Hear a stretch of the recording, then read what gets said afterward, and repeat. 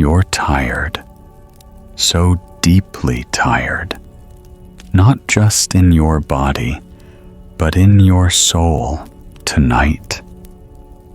Jesus wants to meet you and take you on a special journey, a quiet one, a sacred one, one where you won't have to pretend anymore.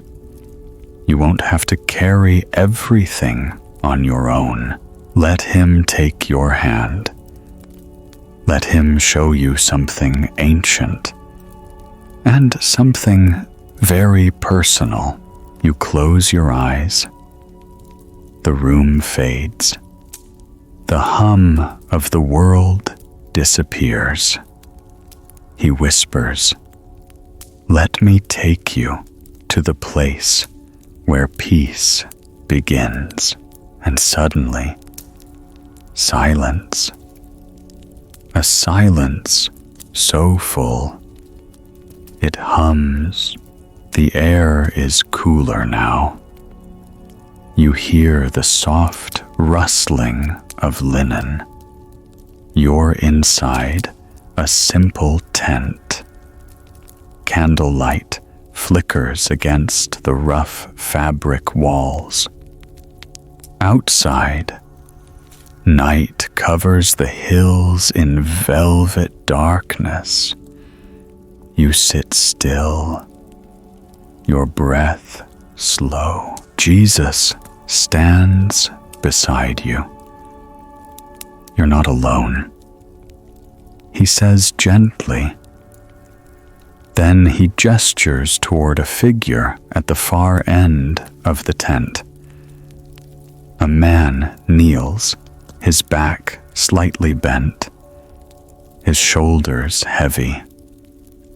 It's David, not the warrior king, not the giant slayer, just a man, tired, hunted, misunderstood. His enemies mock him. His people question him. Even his friends have doubts. You watch as David exhales a long, shaky breath. His voice is low, hoarse, from tears in peace. I will both lie down and sleep. For you alone, O Lord, make me dwell in safety. Psalm 4:8. You see it the moment peace wraps around him like a blanket. He's still surrounded by threats. The circumstances haven't changed, but something inside him has. His shoulders ease, his eyes close, and sleep comes.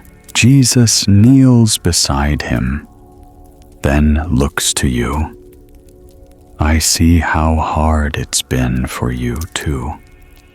He says, you've been holding it together for so long, for everyone else. But what about you? You feel it now, that weight in your chest, that exhaustion buried under the smiles. You didn't even realize how tense you were until now. I gave David peace. Jesus continues, not when the battle was over, but while it raged. Peace isn't the absence of trouble. It's my presence in the middle of it. You glance back at David. He's breathing softly now, completely still, surrounded by the quiet presence of God. You realize it's not about escaping your life. It's about knowing that even here, even in this mess, you can rest. Jesus puts his hand on your shoulder. The warmth seeps into your bones. You can let go now. He whispers, "You don't have to be everything. You don't have to fix it all tonight." And so, you breathe. Really breathe.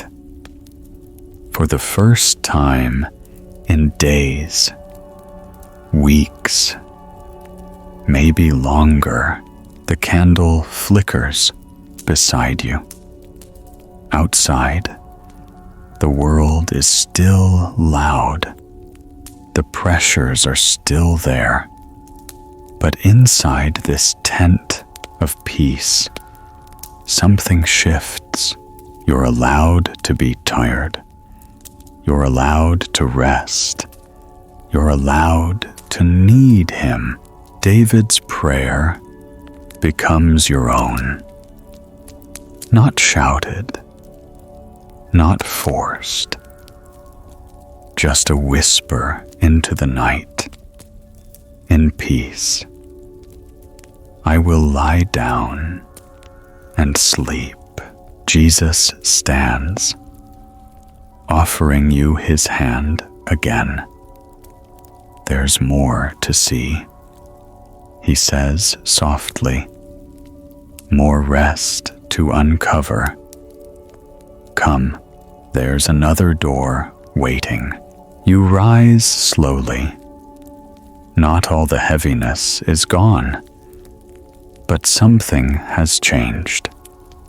The silence is no longer empty. It holds you. And he walks beside you. You've grown used to the weight. It's not visible to others. There's no bandage, no cast. But the burden you carry presses into your shoulders, your back, your chest. You wake up with it. You go to sleep with it. It weaves itself into your thoughts, into your posture, into the tension in your neck. You've told yourself to be strong, that others have it worse, that you shouldn't need help. But deep down, you're tired.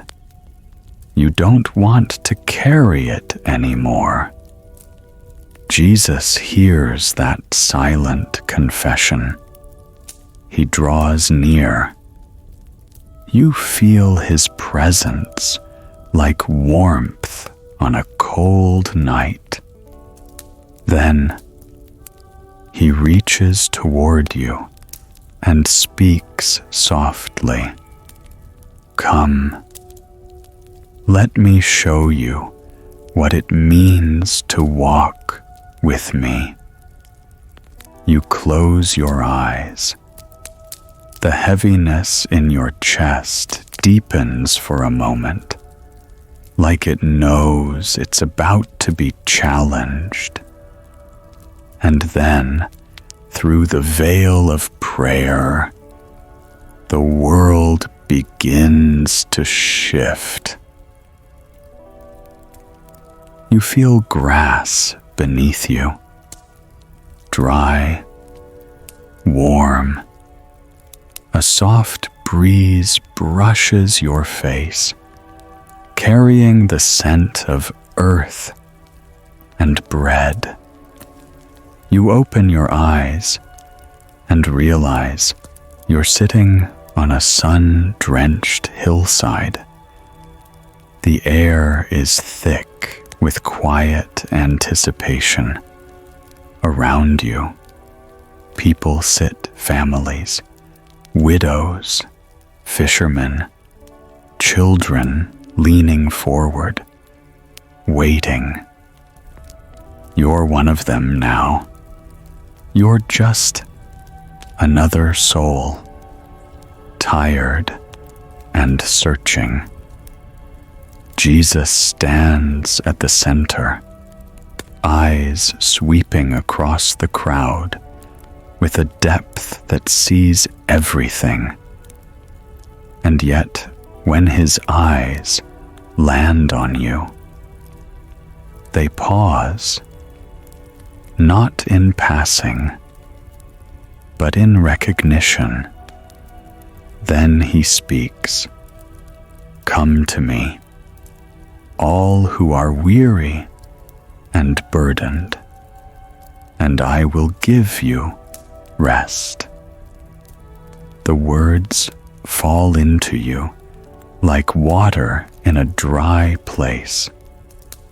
He continues, "Take my yoke upon you and learn from me, for I am gentle and humble in heart." The crowd is still, listening, but he walks forward now toward you. He kneels beside you, voice lowered, but clear, and you will find rest for your souls. Matthew 11:29. You look into his eyes.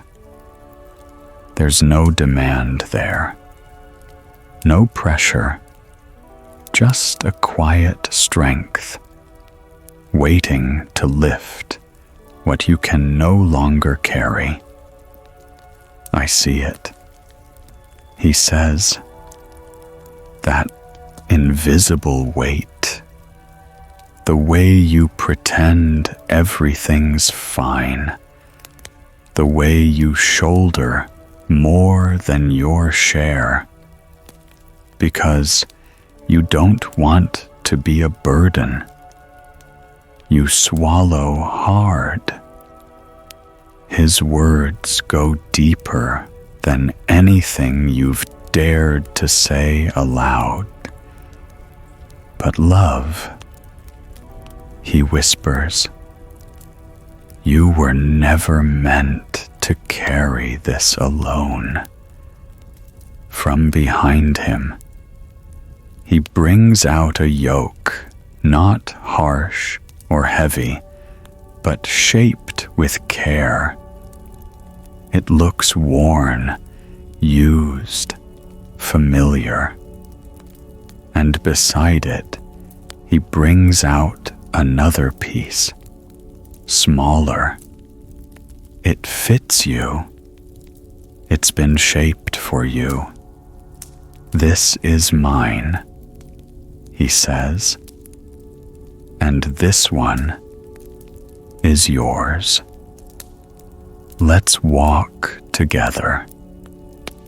He helps you rise, and when the yoke settles over your shoulders, it's not oppressive, it's shared. His side bears the weight.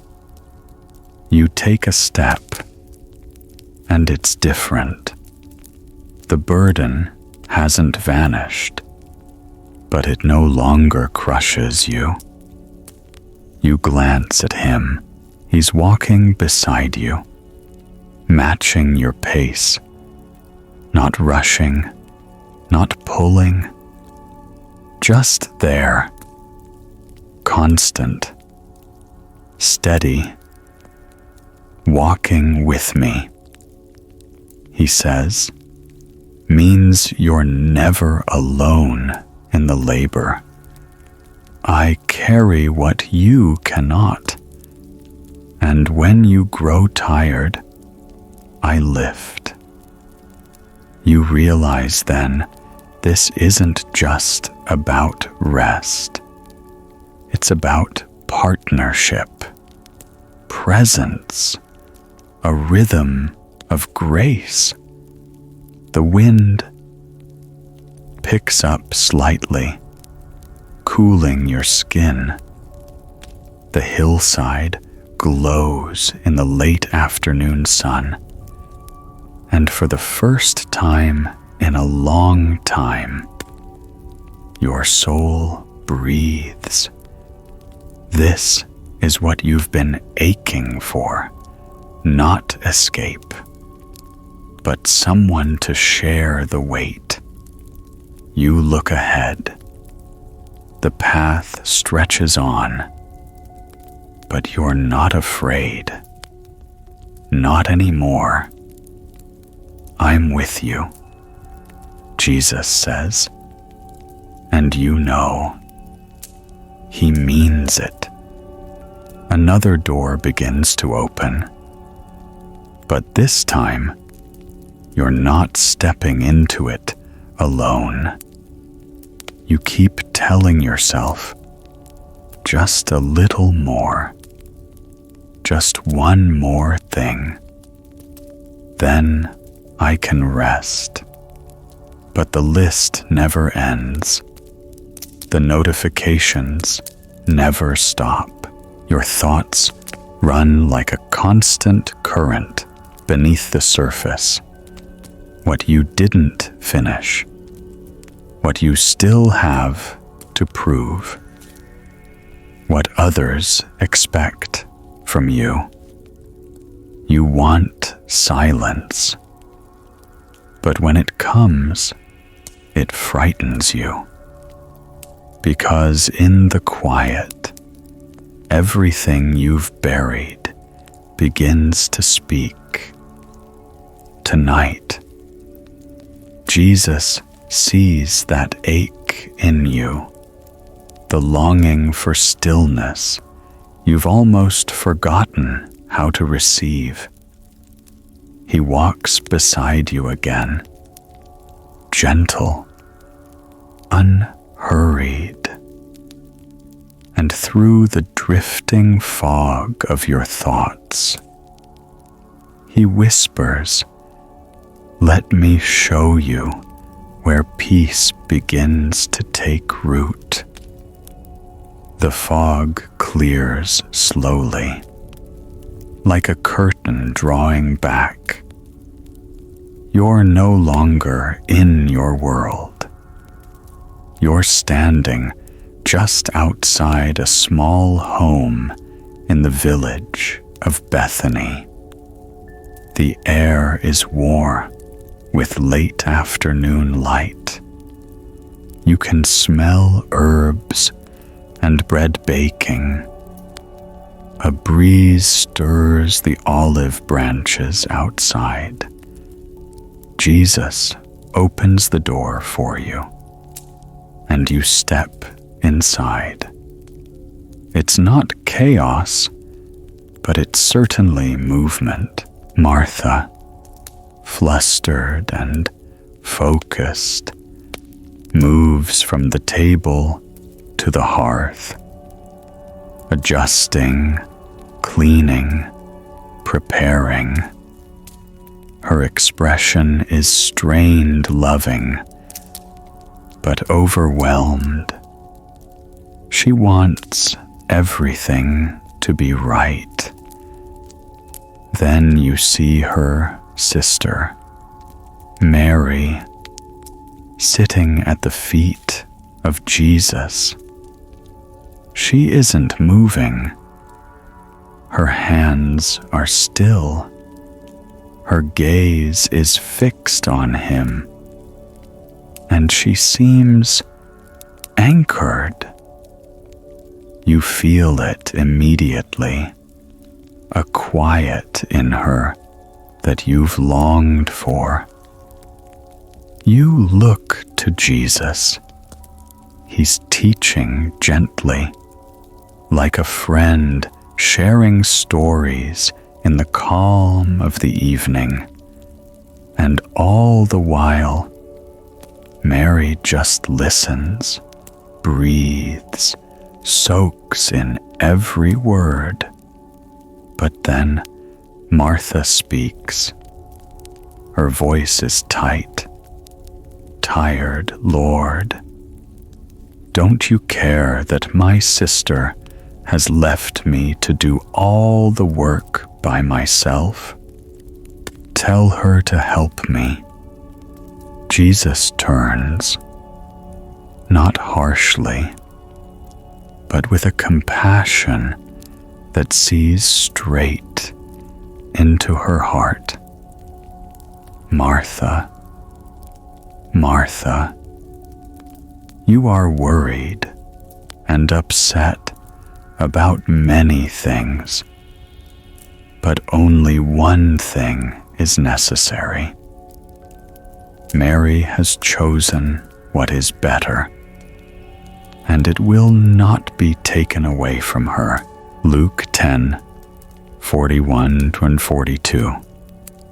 Then he turns his gaze to you. Everything stills. His eyes meet yours, not to compare, not to correct, but to invite. You've been Martha, so much, always doing, always preparing, always spinning plates, hoping one moment of rest might finally come if you can just finish this one more thing. But now you see Mary, and in her stillness you see something sacred, a kind of presence that can't be earned, only received. Jesus steps closer. You can choose stillness too. He says softly, you can sit with me. The world will wait. Your chest loosens. Something unclenches inside you. Something that's been holding on too tightly for too long. The pressure to perform. The need to always be on. You didn't even realize how loud the noise was until now. You look again at Mary. She hasn't said a word, and yet she has everything she needs. You sit, not because you've finished everything, but because He is enough. Jesus begins to speak again. Not loudly, not in demand, just presence.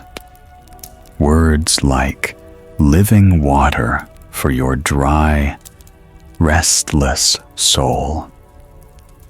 The world outside still spins, but inside this room, inside this moment, you find something you've been missing, a stillness that doesn't ask you to earn it, a peace that doesn't depend on performance, a Savior who doesn't need your doing, just your heart. The door ahead begins to glow softly. You rise, not rushed, not pressured, still anchored, still with Him. And as you walk forward, His voice lingers behind you. Keep choosing the better part. It will not be taken away. You didn't mean to end up here. You've been running for so long from mistakes, from memories, from questions you don't have answers for. Sometimes you've even run from God Himself, afraid of what He might say if He really got close. It wasn't a sprint, more like a slow drift each day, a little farther from hope, a little deeper into hiding. And now, you're just tired, not just physically, but soul tired. Jesus knows. He sees the aching in your steps.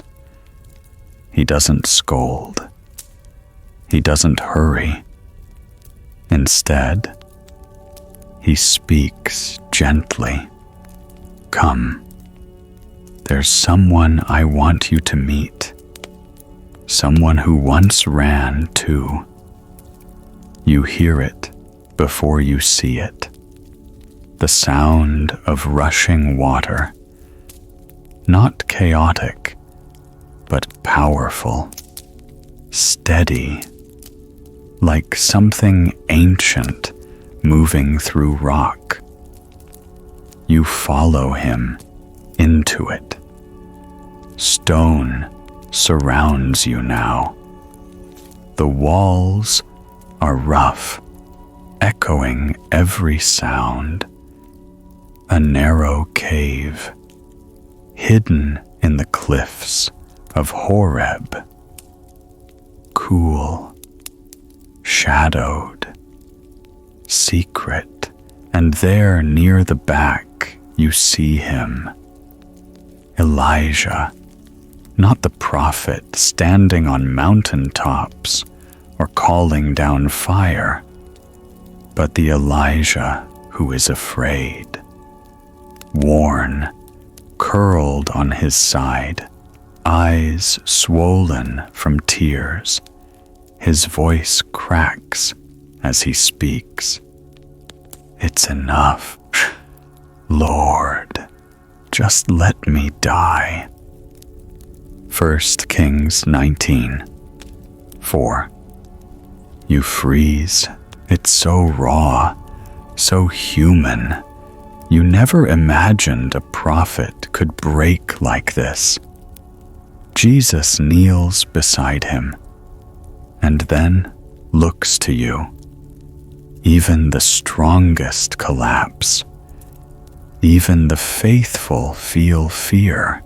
Even my prophets have seasons when they don't want to keep going. The cave is still. You hear your own breath, now shallow, like you've been holding it in for months. The shame that's chased you begins to tremble. Jesus touches your shoulder. You don't have to hide your weariness anymore. He says, you watch as the scene unfolds. Elijah, having fled from Queen Jezebel, has spent days running through the wilderness. He's prayed for death. And yet, God doesn't meet him with fire this time. He doesn't roar from heaven. Instead, you see it. A whisper, soft, barely there, but full of presence, full of power. You hear it move past the mouth of the cave, a still, small voice, and Elijah rises, slowly, carefully, like something inside him is being rebuilt, one breath at a time. Jesus watches with you. Then he speaks again, low and sure. I didn't come to push you forward. I came to sit with you in the cave, just like I did with him. You feel it now, His presence beside you, steady and quiet. He isn't trying to fix you. He isn't rushing your healing. He's just with you. There's a stillness in that, a deep comfort, because the truth is running hasn't helped. It's only made the ache louder. But sitting here in this place of shadows, with Him beside you, you begin to feel something shift. You are not alone in your despair, and maybe you never were. Jesus wraps His arm around you. I met Elijah here, He says, not to condemn him, but to remind him of who he still was. And I'm doing the same for you. You don't respond aloud, but your body relaxes slightly. The breath comes easier. The shame lightens. Healing doesn't begin with movement. It begins with presence, with being seen and not running away. Outside, the rushing water continues. A rhythm, a pulse. You look toward the mouth of the cave. Light spills in gently. Jesus stands slowly and offers His hand. There's more, He says, but we don't have to rush. We walk when you're ready, and this time, you don't run. You've prayed, you've waited, you've begged, and still, the waves haven't stopped crashing. There are days when you want to believe, days when you cling to the tiniest thread of hope. But other times, it feels like heaven is silent, like your cries have risen into the air and vanished. You wonder, does He still hear me? Or worse, has He already moved on? The storm inside you has lasted longer than you expected. And tonight, you're not sure how much longer you can keep rowing. But Jesus hasn't left you. He's here now. He speaks softly. Come, let me show you a night when the storm was loud, and my voice was louder. The wind rises as He walks ahead.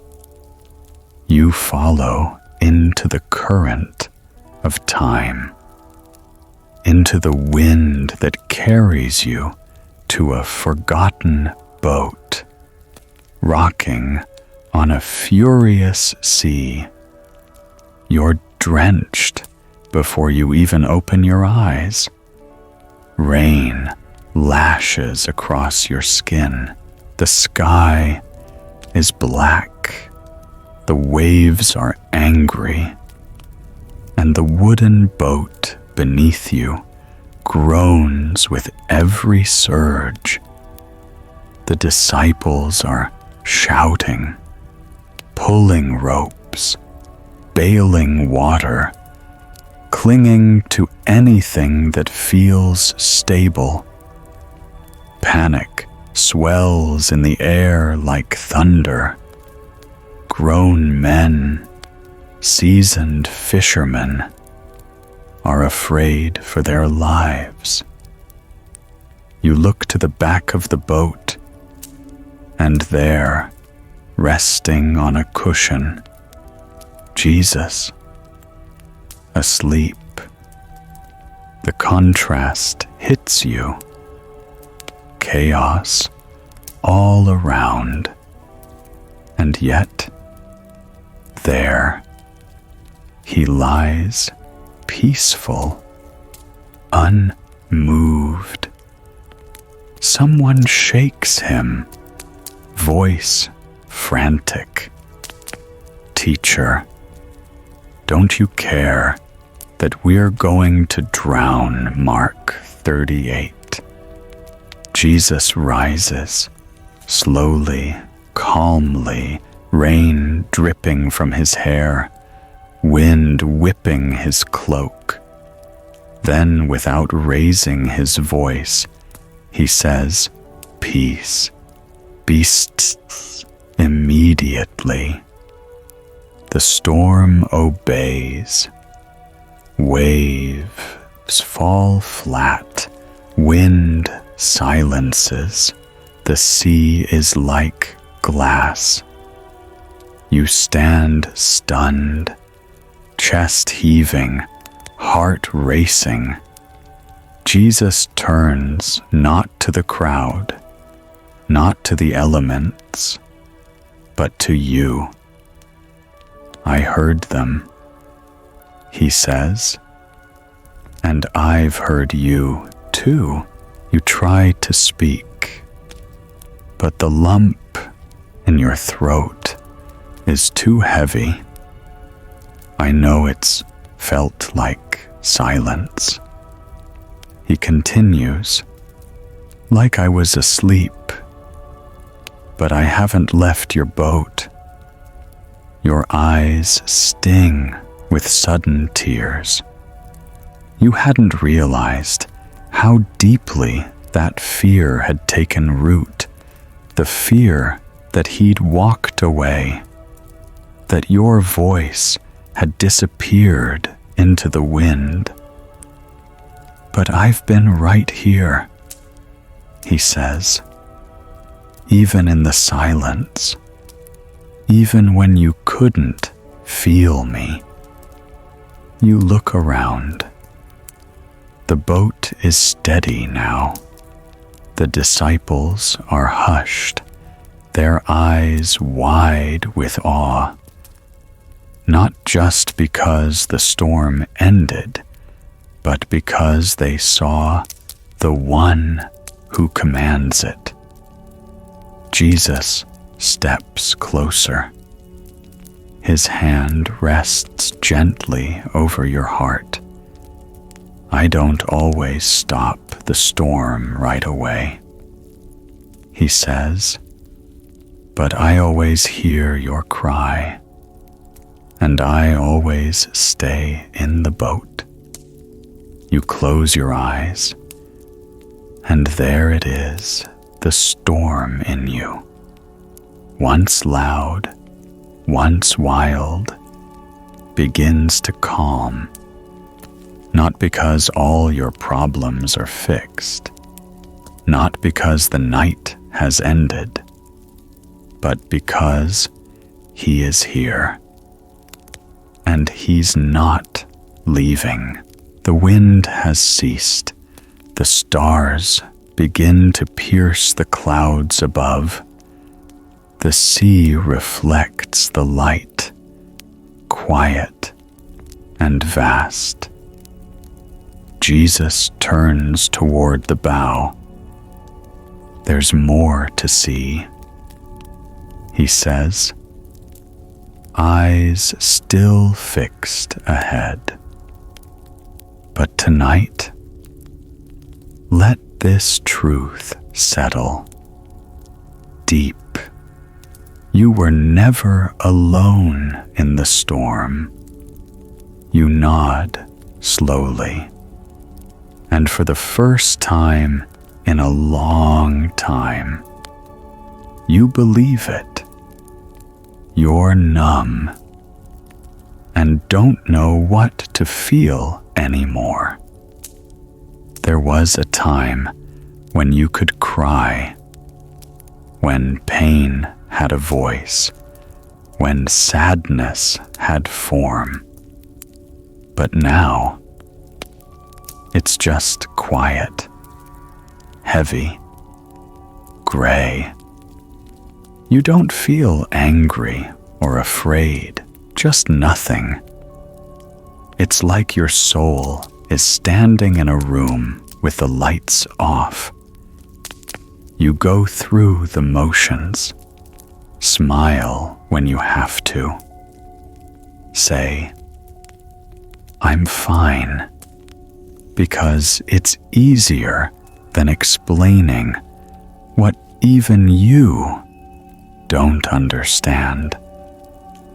But Jesus knows this silence. He knows that numbness can hurt just as deeply as sorrow. And He comes to you.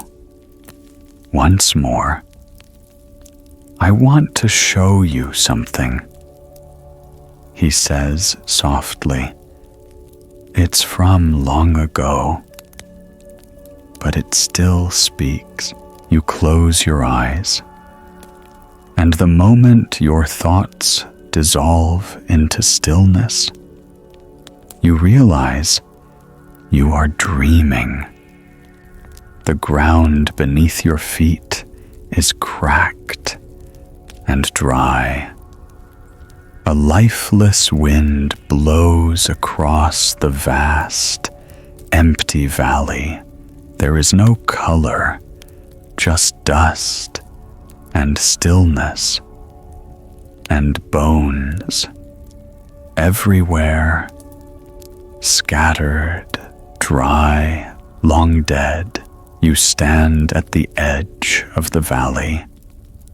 Jesus beside you. "What is this place?" you whisper. He looks out over the field of bones, eyes heavy but hopeful. "This," he says, "is what it looks like when all hope is gone, when nothing feels left to feel, when even the memory of life is faint." You take a step forward. Bones crunch under your feet. The silence is deafening. "This is how I feel inside," you say quietly. "Empty, dry, like nothing good can grow again." He nods. He doesn't rush you. He doesn't dismiss it. Instead, he says, "Watch." And then the wind changes. Not a storm, not a blast, but something sacred. It moves through the valley like a whisper of breath. You see it happen. Bone finding bone, clicking into place, as if each one remembers what it once was. Tendons stretch across joints.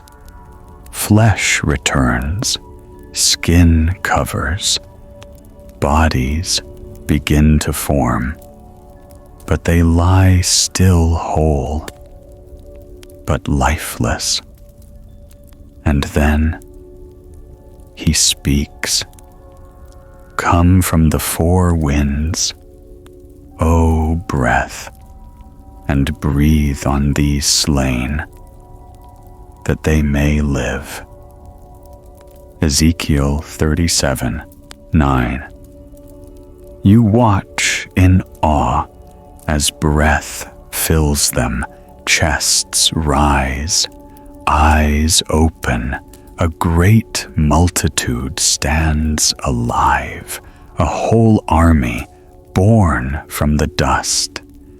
Your hand instinctively clutches your chest. You hadn't noticed until now, but your own breathing has changed. Jesus turns to you. I can breathe life into what you thought was gone. He says, even here, even now. You feel it, just a flicker, but it's real. Not the return of full joy or strength, but something deeper, hope. You thought you needed to feel again in order to be healed, but he's showing you something truer. Life begins not with feeling, but with his breath. Even numb hearts can beat again. Jesus steps closer and places his hand over yours. His voice is quiet, but sure. You don't have to force it. Just receive it. Let me breathe into you. So you close your eyes. You stop trying. And you let him do what only he can. The wind moves again. But this time, it moves through you. It touches something buried, something broken. And for the first time in a long time, you feel the stirrings of life. No, everything isn't fixed, but the silence is no longer empty. It holds a promise. The valley fades. The wind still hums in your chest. Jesus looks ahead. Let's keep walking. He says gently, there's more life to uncover. You nod, hand still pressed over your heart, because somewhere deep within, you know he's not finished with you yet. Regret isn't always loud. Sometimes it whispers late at night, replaying what you said, what you did, what you didn't do. Sometimes it wraps around you like a cloak you can't take off. No matter how much time has passed, you want to believe in grace. But shame has built walls around your heart. You think, if he really knew everything, would he still want me? Jesus does know. And yet, he draws closer, not away. I want to take you somewhere, he says softly, to a night when shame was poured out and love covered it all. The air around you shifts, and then a scent. It's the scent that reaches you first. Sweet, strong, unmistakable. The fragrance of nard oil, rare, expensive, poured without restraint.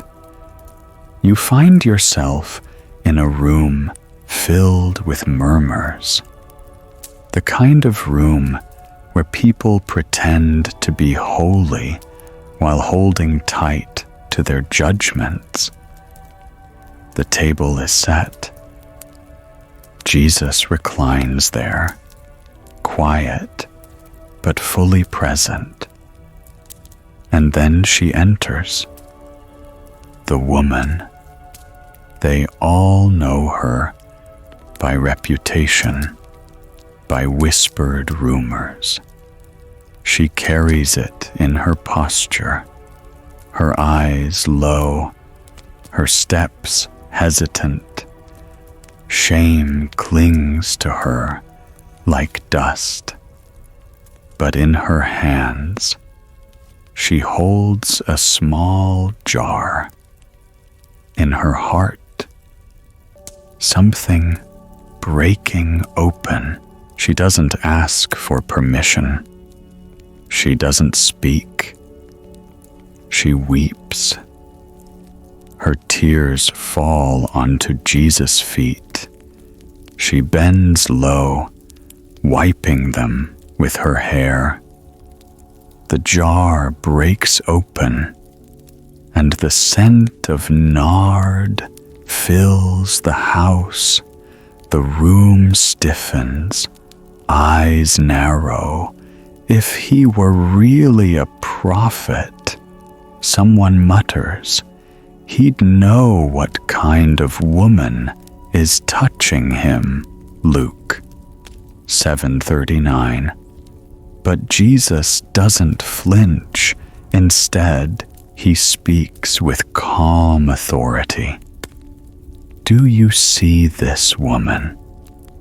Not her sin, not her past, but her. He praises her love, her courage, her broken offering, and then he says the words she's been dying to hear. Your sins are forgiven. Luke 7:48. Your breath catches. The room fades, and Jesus turns his eyes to you. You feel exposed, vulnerable. You want to look away, but he holds your gaze not with shame, but with tenderness. I know what you carry, he says. I know the weight of it, but you don't have to keep carrying it. You feel the tears rising, tears you thought were long gone. She poured everything she had at my feet. He continues, not because she was perfect, but because she knew she was loved. He steps closer. The scent of nard still lingers. You don't have to earn my forgiveness. He says, it's not for the worthy, it's for the willing. Your hands shake as you reach out, not with a jar, but with your heart, with the memories, the regrets, the secrets. He receives them all, every unspoken thing, and then he speaks the same words to you. Your sins are forgiven. Not will be, not might be, are. The shame doesn't vanish in a flash, but something begins to loosen. The weight lifts, the light returns. You feel clean, seen, loved. The murmurs of the crowd disappear. All that remains is the scent of grace and the sound of his steady breath beside you. There's more to see, Jesus says. But never forget this moment. You walk with him now, not hiding, not pretending, free. You've done your best. You've stayed out of trouble. You've followed the rules, checked the boxes, served where needed, prayed the prayers, and still something feels missing. You look around and wonder why others seem so free, so full of joy, while you feel stuck in a kind of spiritual numbness. You wouldn't call it bitterness, but there's a quiet resentment that creeps in, a question that won't go away. Why doesn't it feel like God is close?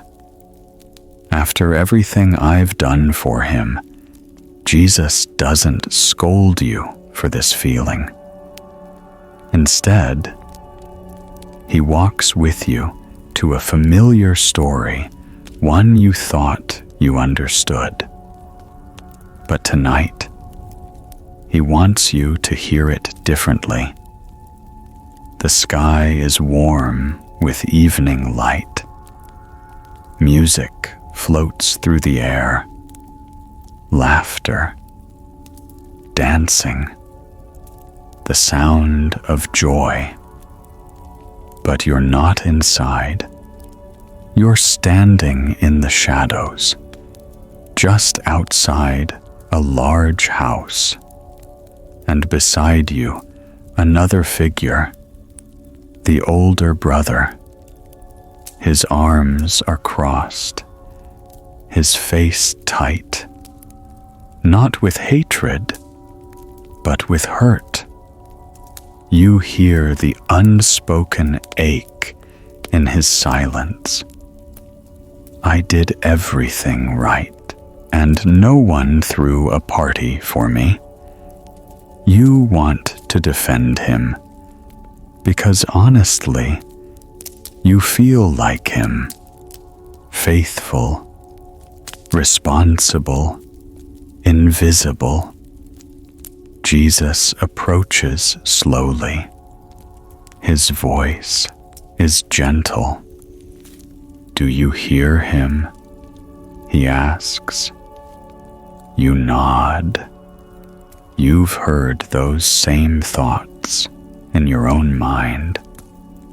He's not wrong to feel hurt. Jesus continues. But he's forgotten something. And then you hear it, words spoken by the Father in the story.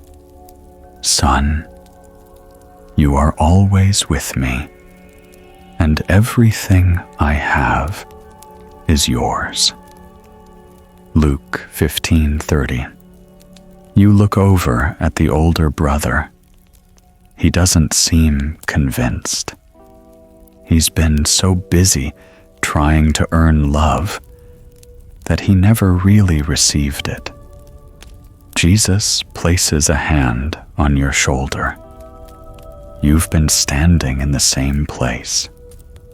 He says, right outside the celebration, believing you had to work for my affection, hoping you'd finally be good enough to feel loved. Your chest tightens. He's naming what you've kept hidden. You never said it aloud, but deep down, you've believed if I serve hard enough, pray long enough, do right long enough, then I'll be close to God. Then I'll feel loved. But my love, Jesus says, has never been for sale.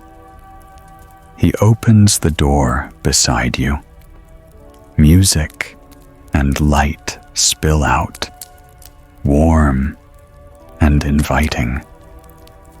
You've always belonged. He says, you just didn't know it. You glance back at the older brother, still frozen in place. You ache for him. You ache for the part of you that's still afraid to step inside. What if I stop striving? You whisper. What if I don't perform anymore?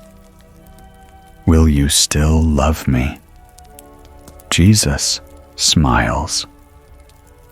That's when you'll know the truth. I always have. The air shifts. The striving loosens its grip. You don't have to prove anything. You don't have to be flawless. You just have to come home. And so, you step forward, not because you've earned it, not because you feel worthy, but because He's inviting you exactly as you are. You walk into the house, not as a servant desperate to please, but as a child returning to love. Inside, the Father is waiting, His arms open. You fall into them, and it feels like the weight of years slides off your shoulders.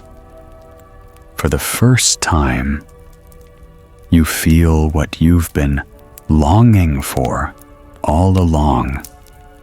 You are loved. You are wanted. You are home. Grief doesn't always come in waves. Sometimes it's just everything. It weaves itself into your days, your breath, your sleep. You smile at people who don't know the hole you carry inside. You get through the day, but not really in it. The world moves on, and you wonder if you're supposed to, too. But you can't, because when you lost them, you didn't just lose them. You lost the version of yourself that existed with them. You lost a shared world, a rhythm, a piece of your heart that doesn't seem to beat the same way anymore. Jesus sees that. He doesn't tell you to rush through grief or be strong.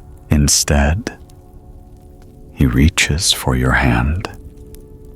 Come with me, He says quietly, to a morning that looked like the end, but wasn't. You step into a mist-covered garden.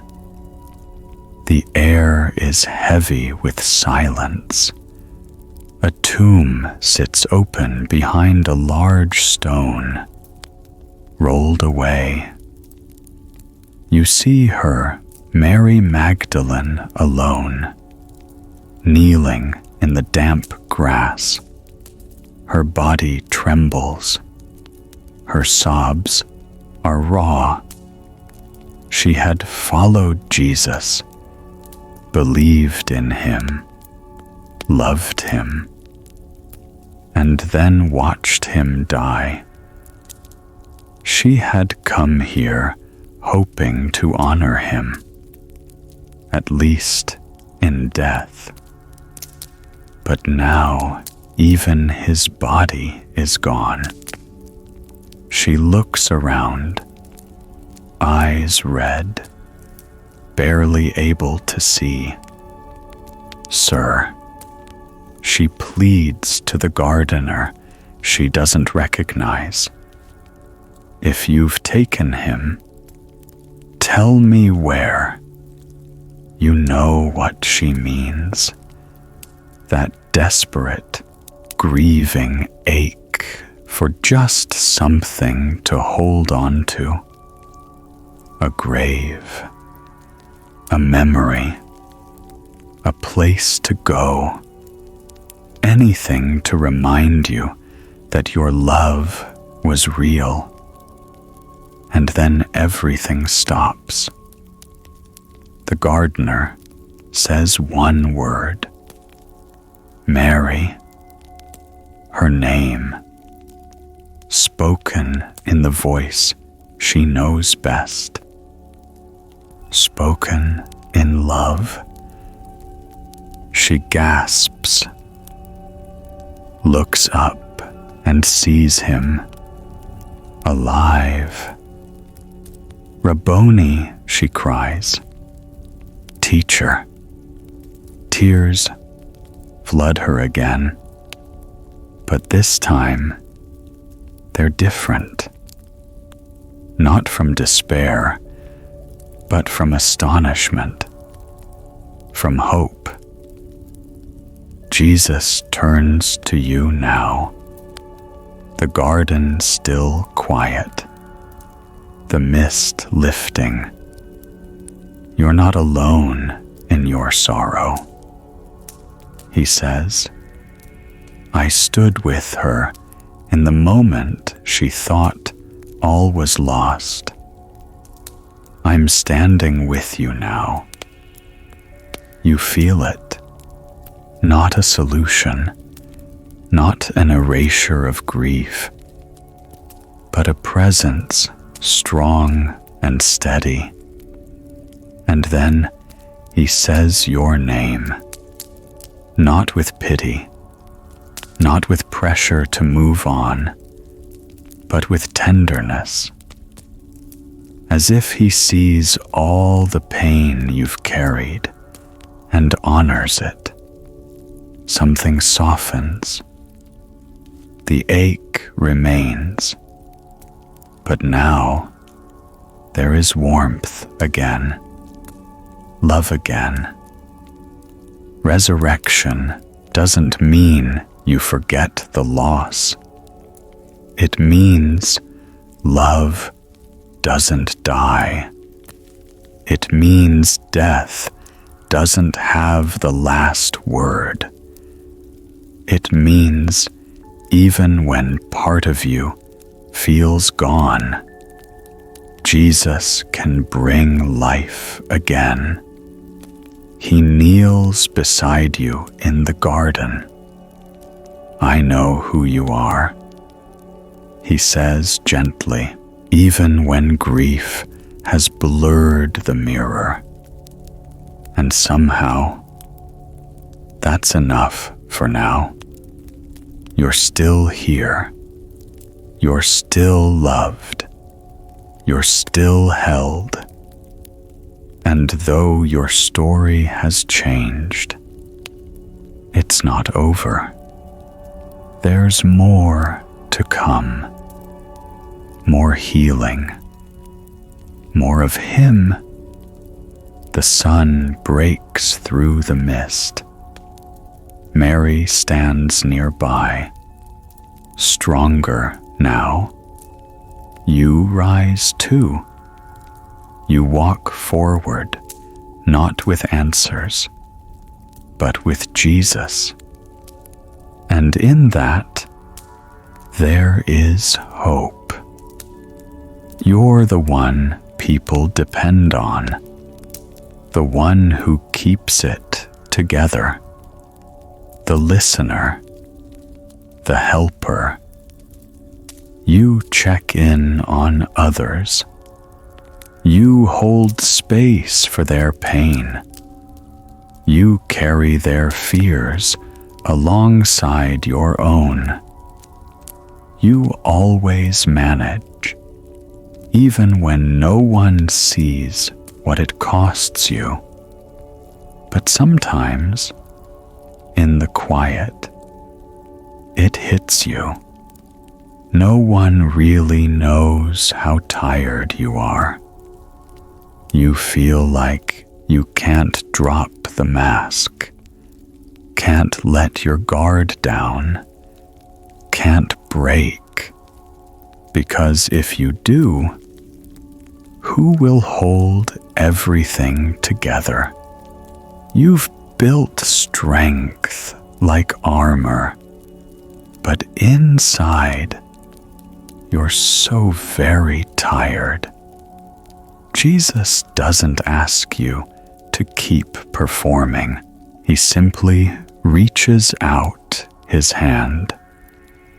Come, he says, let me show you where even I felt the weight. The night is heavy with shadows. A garden lies silent. Just beyond the city walls. This is Gethsemane. Jesus walks a little ahead, but you see it in his posture. He's carrying something immense, not just fear of pain or death, but the crushing weight of what's coming. He kneels. You're close enough to hear his breath, uneven and trembling. He doesn't look invincible here. He looks human, utterly real. His face presses into the earth. His fingers dig into the soil. Father, he whispers, if it's possible, let this cup pass from me. Matthew 26:39. He isn't pretending to be strong. He's being honest. You feel the shock of it. This is Jesus, your Savior, your example, your strength, and he's sweating blood under the pressure. He doesn't hide his anguish.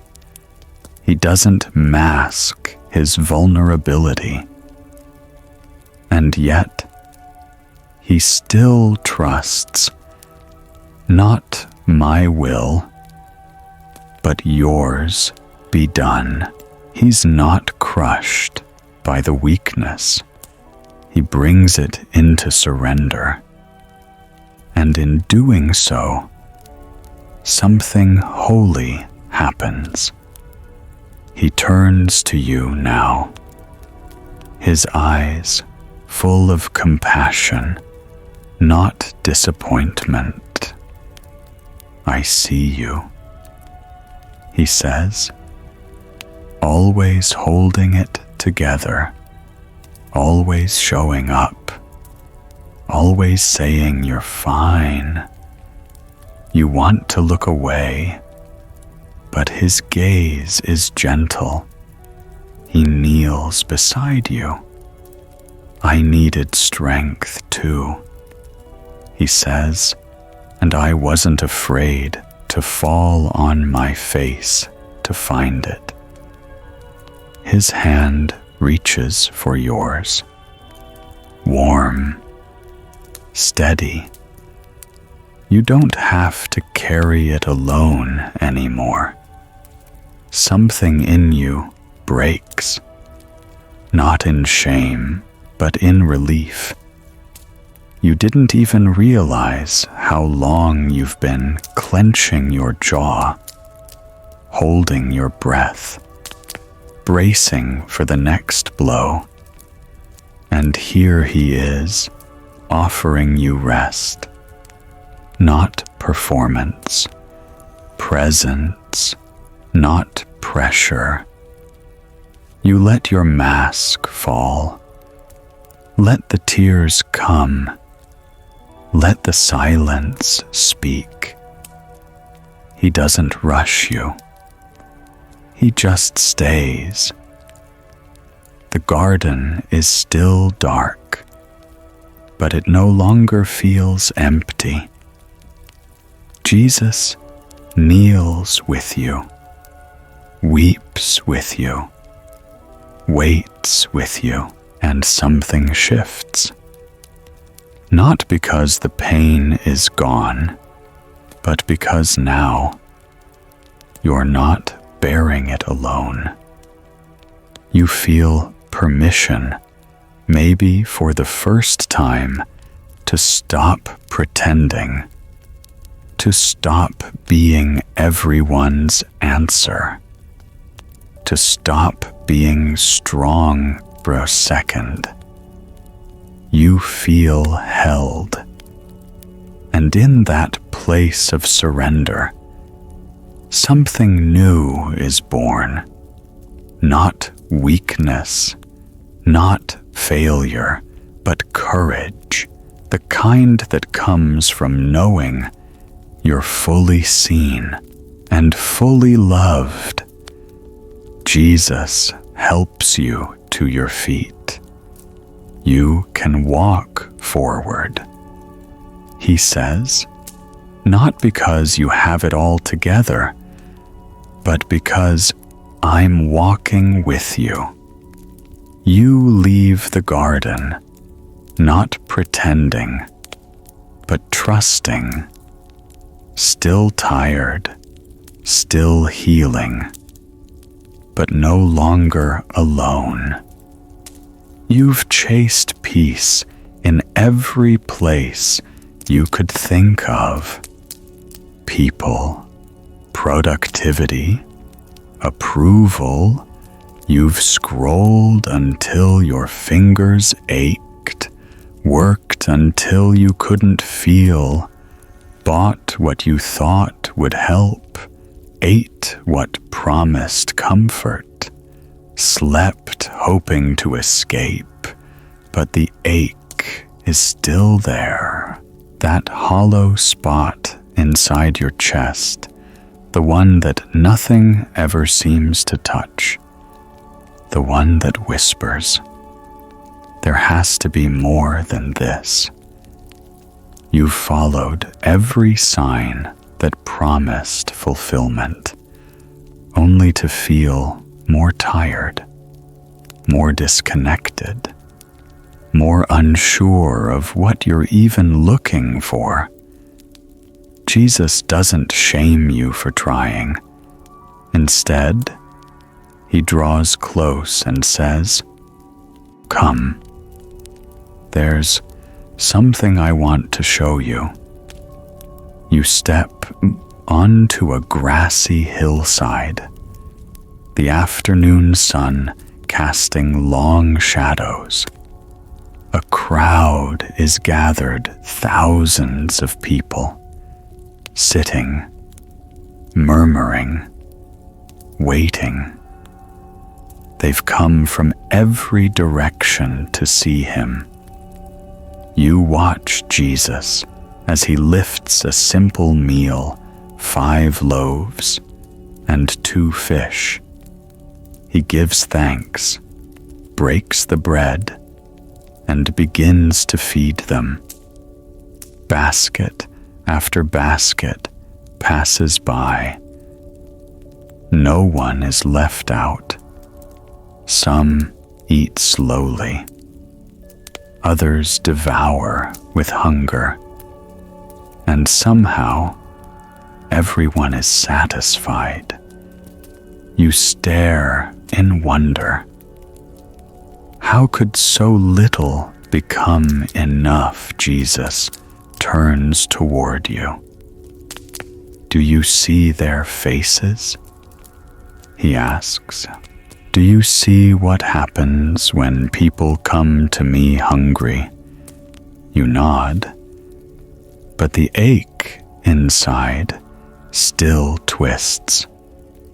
You've come hungry too, but your hunger is deeper than food.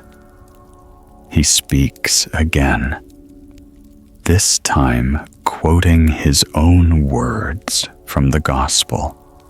I am the bread of life. Whoever comes to me will never go hungry, and whoever believes in me will never be thirsty. John 6:35. You want to believe it, but your heart is cautious. You've filled yourself with so many things before, and the emptiness always returns. Jesus steps closer, his eyes kind. You weren't wrong to be hungry. He says, you just didn't know what you were hungry for. Your throat tightens. You think back to the habits that promised escape but never healed you. The relationships that made you feel needed but not known. The striving, the overthinking, the isolation, all of it, feeding the surface, none of it, nourishing the soul. Jesus kneels before you. You've searched everywhere. He says, but I'm not far off. I've been here all along, and I have what your soul has been aching for. He offers you bread, not physical, though it almost feels tangible. This bread speaks to the deep, to the part of you that no applause, no relationship, no distraction has ever reached. You take it, and suddenly something settles inside. Not a rush, not a buzz, but a satisfaction you didn't think was possible. The ache that once clawed at you is quiet, not gone forever, but comforted, met. You whisper, what is this? He answers simply, me. And in that moment, you realize you were created with this hunger, so you would one day find him. Not just believe in him, but feed on him, live in him, be filled by him. The crowd begins to disperse. The sun dips lower, but you linger, not because you're still hungry, but because for the first time in a long time, you're not. You walk down the hill with him beside you, not looking for the next thing, not chasing the next comfort, but resting in the truth. You are known. you are fed. You are full. You've had moments, brief and beautiful, where peace washed over you. A quiet night, a deep breath, a whisper from God that silenced the noise for just a while. But those moments feel fleeting. The chaos creeps back in. Deadlines, worries, regrets. You finally rest. But then life asks you to start running again. And you wonder, is lasting peace even possible? Jesus hears the question you haven't spoken aloud. He doesn't scold you for doubting. He simply takes your hand, and together you step into stillness. There is no noise here, not the hum of distraction, not the buzz of anxiety, not even the weight of time. You're no longer in your world of tasks and expectations. Instead, you stand in a wide, open expanse. You see countless people, more than you can number. They are at ease, radiant, at rest. There's no striving in their eyes, no performing, only peace that seems to pour from somewhere deep and endless. You feel it too. The pressure that has always sat on your shoulders, the need to prove, to improve, to hold it together, melts in this place. You turn to Jesus. He points toward the scene in front of you and softly quotes from Scripture. Anyone who enters God's rest also rests from their works, just as God did from His. Hebrews 4:10. You hadn't realized how hard you've been working, not just with your hands, but with your heart, working to be enough, working to stay in control, working to keep your soul from unraveling. Even your rest sometimes has felt like more work. But here, in this holy stillness, you see a different kind of rest. A rest not earned, but inherited. A gift. Jesus speaks again. This is what I've been leading you toward. Not just a moment of peace, but a life rooted in it. A rest that begins now and carries you all the way into eternity. You close your eyes and you can feel it. This is more than a break. It's a homecoming, a returning to the way you were always meant to live close to Him, carried by Him, covered by His grace. The crowd is still, but not silent. There's music in the air, not loud, but woven into the light. Joy hums through the air like a melody, that has no end. You exhale, and for once, you don't feel like you need to brace for what's next.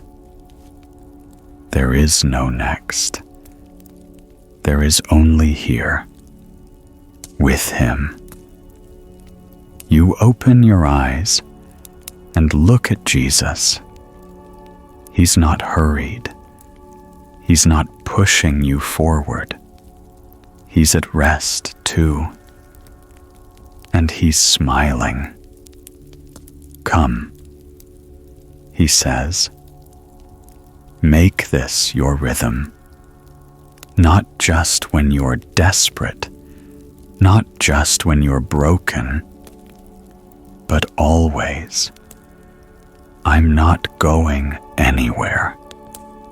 You step into the crowd, not lost in it, but welcomed, known, whole. You walk with Him now, not to accomplish, but to abide, to breathe deep, to stay. The world may call you back to its noise, but something in you has changed. You know the way here now. You've seen what real rest looks like. And more than that, you've tasted it. You've heard the invitation, not just to visit rest, but to live in it. And Jesus promises, I'll be with you, always, even to the end of the age. Peace is no longer a fleeting moment. It's a person, and He is yours forever.